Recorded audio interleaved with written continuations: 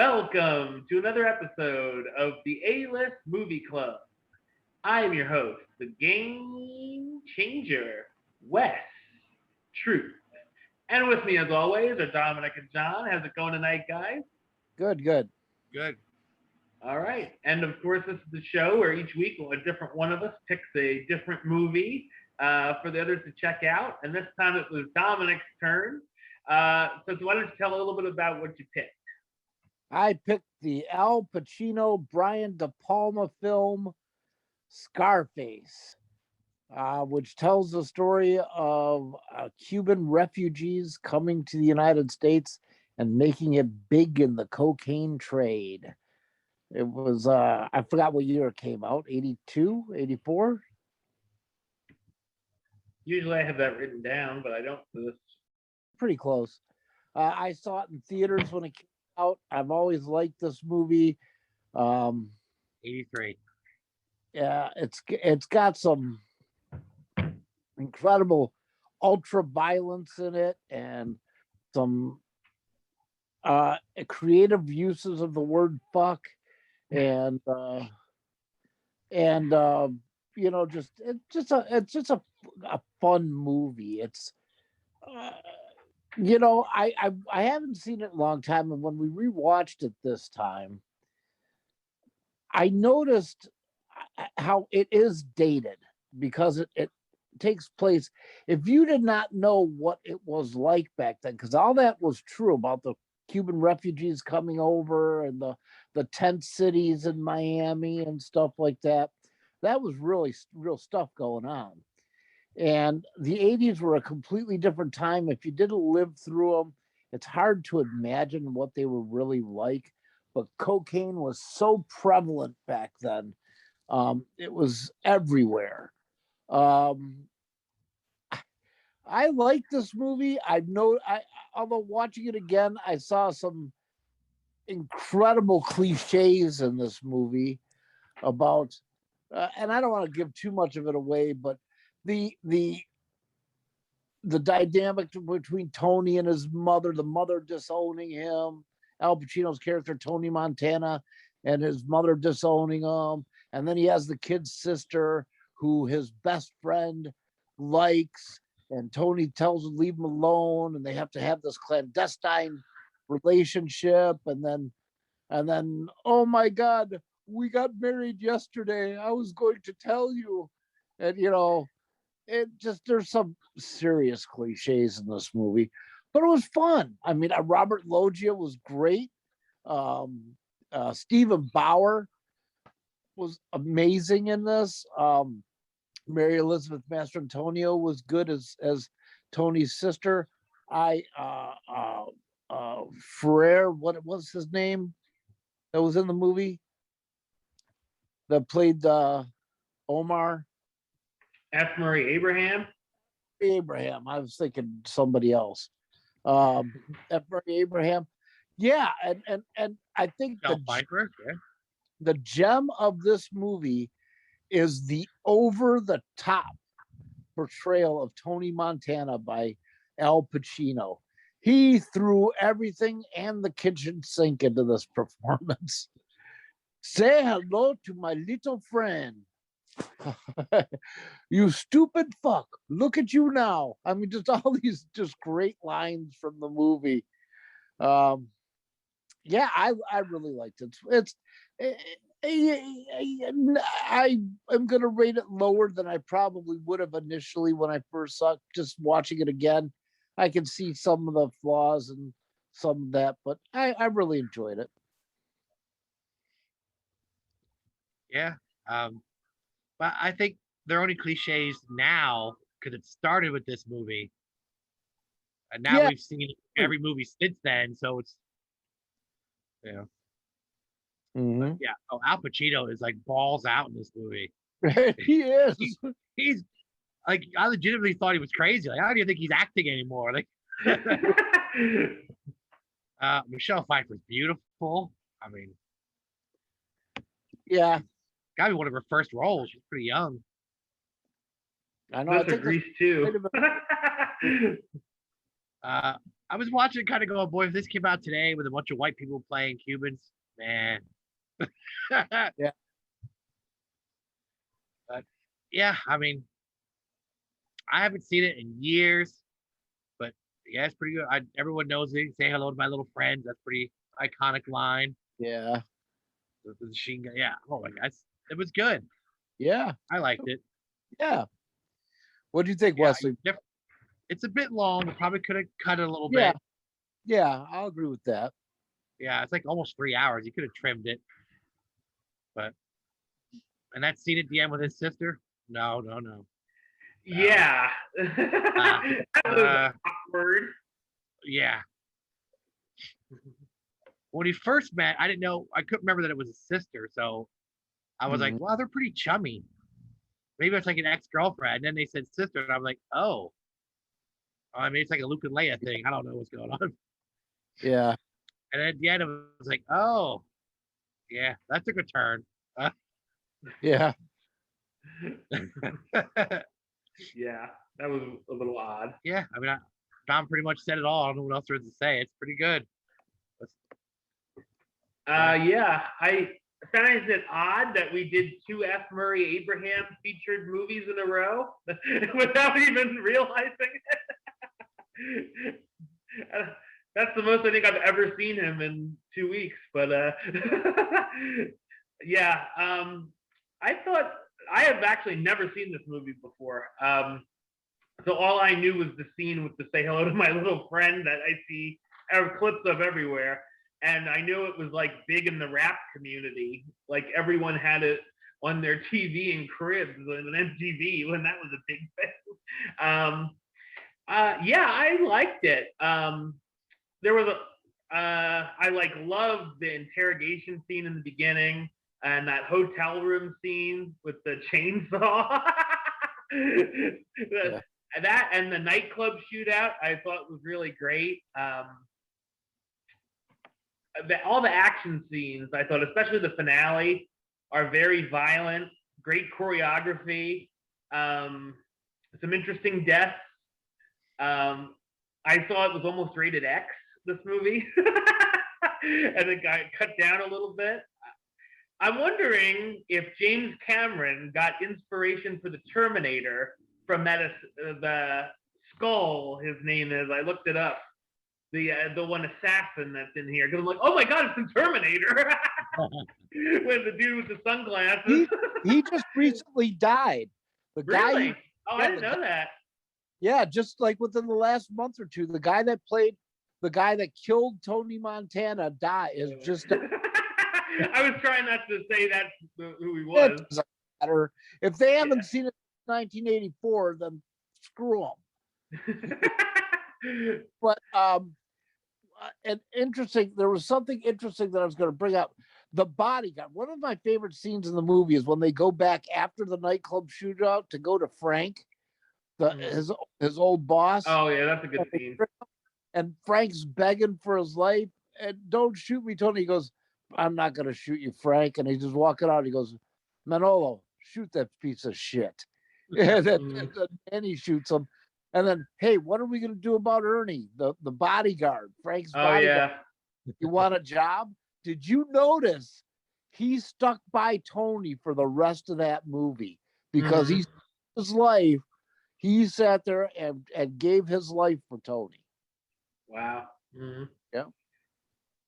Yeah. But yeah, I liked how they show it's like I like how they show how he hustled to get to the top and then doesn't know when to stop, and his big downfall is cocaine. Show is terrible. His love life is hitting on the boss's wife, and very possessive over his sister, especially, and which really comes into play as it goes. Like you guys, I feel like Al Pacino's performance really made the movie and sells the character. I don't think it would have been as good or popular without him. Definitely. Supporting cast was fine. I really liked Stephen Bauer as well. The pacing I thought was moving like the speed of a light at first, and I'm like, oh, this is going to be a really quick 3 hours, and then it sort of slows down, and I was like, oh, okay. But like that first couple scenes, I was like, oh, this is gonna be awesome, and then it just sort of slows a little. But like you guys said, it could have been a little shorter. Banga! I like the great 80s soundtrack as well. Like if I like compared to the other stuff we've already reviewed in this genre, like The Godfather and Goodfellas, I like those more, and Godfather 2, just to throw that in there, I liked more. But I still thought this was good. Yeah. You know what's funny? What's funny about a scene? Remember when he picked up Michelle Pfeiffer in that yellow Cadillac, and they with the cheetah print or whatever it was, and they went to the Porsche dealership, and he asked the guy about how much the car was. The Porsche was $40,000 back then.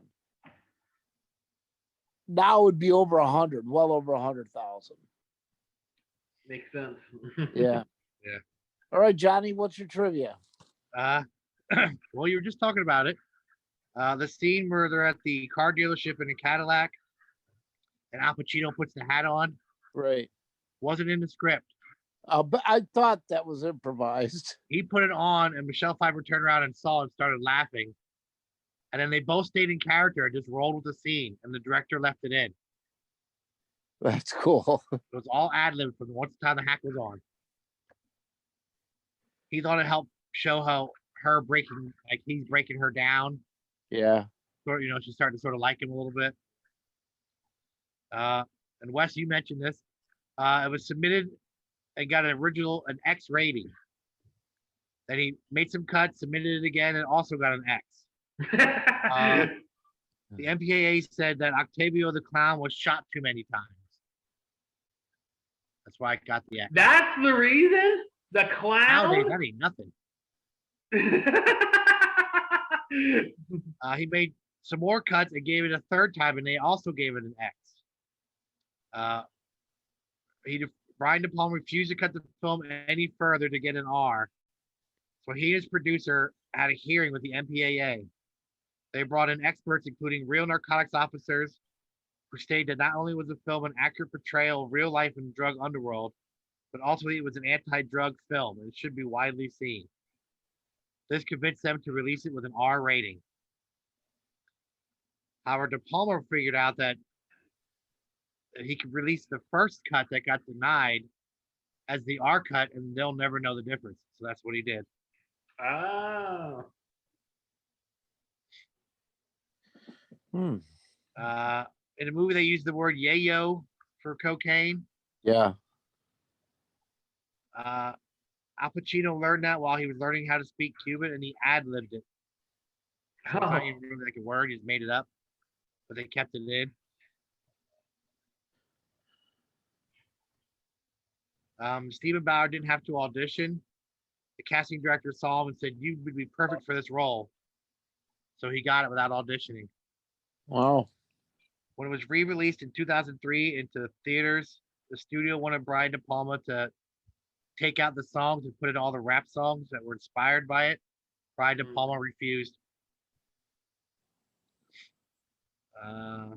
When Tony's in the bathtub watching TV and he says, "Look at them pelicans fly," that was a line that he had to practice over and over when he was learning how to speak Cuban. Oh, wow. Al Pacino says Tony Montana is his all-time favorite character that he played.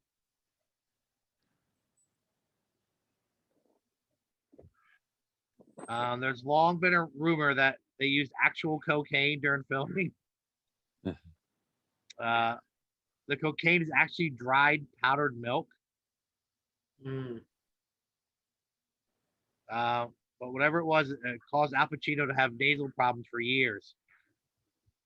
Wow. He hasn't been the same since.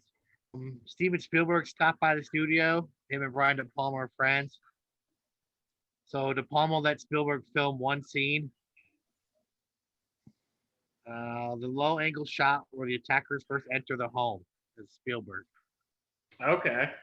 Huh. In the "Say Hello to My Little Friend" scene, Al Pacino burned his hand on the gun. So I had to shut down production for a few weeks. Wow. So they reshot it using different angles. Hmm. Woman that plays Al Pacino's mom is only 4 years older than him in real life. Wow. He's only ever called Scarface one time in the whole movie. Yeah. Oliver Stone named him Tony Montana after his all-time favorite football player, Joe Montana. Mm. The actress who played the blonde girl in the blue bikini during the chainsaw sequence disappeared on July 6, 1983, and has never been seen from again. Whoa. Whoa.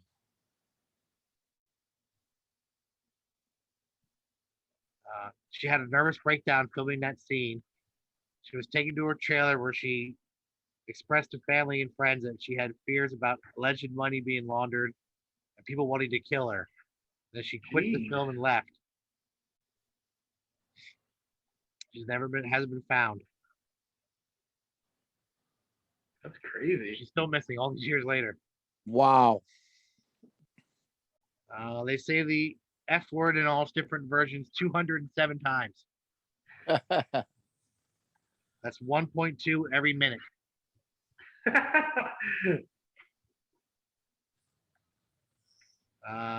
Brian De Palma had agreed to do Flashdance and dropped out to do this movie instead. Mm. Choice, Brian De Palma. Cher loved it. Lucille Ball took her kids to see it and hated it because it was too violent. Dustin Hoffman fell asleep. Writers Kurt Vonnegut and John Irving walked out in the middle of the movie after the chainsaw scene. Martin Scorsese turned to Stephen Bauer and said, "You guys are great, but be prepared because Hollywood's going to hate this movie." One of the other scenes that was cut to get under the X rating was the chainsaw scene. There was a dismembered arm hanging from the shower curtain. They had to remove that. Such dumb little stuff. That'd be nothing today. Stephen Bauer is the only actual Cuban in the movie. Okay, I'm going to give the movie an 8. 8. Not as good as I remembered it. Yeah, I think it's very good. Not perfect, but it's good. Like Wes, I like Goodfellas and Godfather better. I'll give it an 8. All right. And yeah, same for me. I'm gonna have to give it an 8 as well. So 8's all around. All right, so my pick is a movie directed by Oliver Stone and written by Quentin Tarantino, Natural Born Killers. Woody Harrelson, Juliette Lewis, Robert Downey Jr. Awesome. I've never seen that, so I'll be excited to check it out. John, you want to talk a little bit about your podcast? We Like Wrestling podcast. 4 guys sitting around talking about wrestling. Pay-per-view reviews, current events, anything happening in the world of wrestling.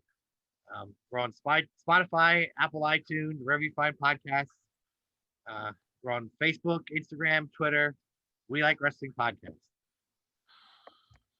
All right. And of course, for me, you can subscribe right here on YouTube, youtube.com/westside515. Like the show on Facebook, facebook.com/WestTrueBaylist. And of course, you can follow me on the Twitter and the Instagram @WesAlist. Until next time, Truth out.